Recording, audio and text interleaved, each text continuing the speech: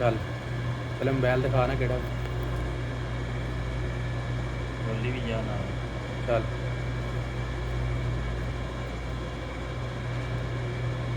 ਬਾਅਦ ਵਿੱਚ ਮੈਂ ਬੋਲੀ।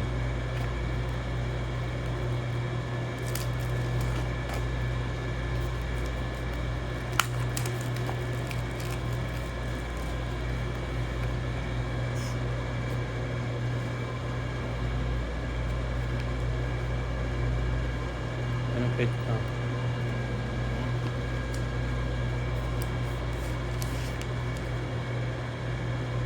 ਕਲਰ ਆ ਲਿਆ ਆਪਣੀ ਕਰੀਏ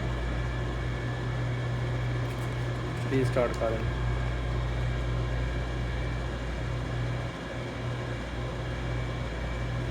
ਇਹਨੂੰ ਮੁੱਦਾ ਰੱਖ ਦੇ ਤੇ ਡੱਬਾ ਖੋਲ ਬਾਕੀ ਆ ਵਾਰੰਟੀ कार्ड दिखा।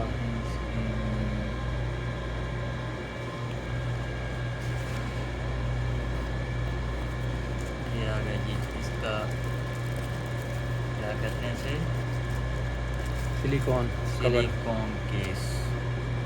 ये इसका चार्जर आ गया है जो कि है 240 वोल्ट का। और ये इसकी डाटा केबल आएगी जो कि Type है C। टाइप सी। और ये इसकी मेमोरी आ गई।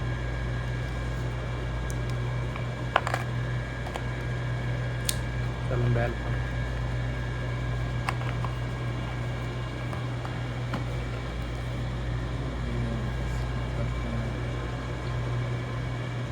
हाँ चीज़ भी दे दी होंगी।